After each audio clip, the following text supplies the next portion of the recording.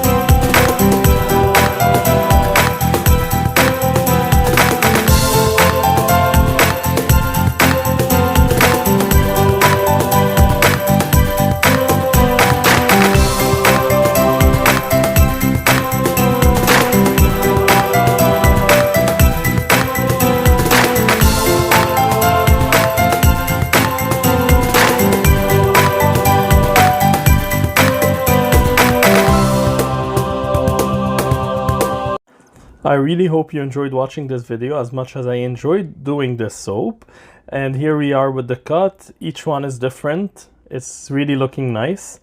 Until next week, take care of yourselves, stay safe, and see you soon. Bye now.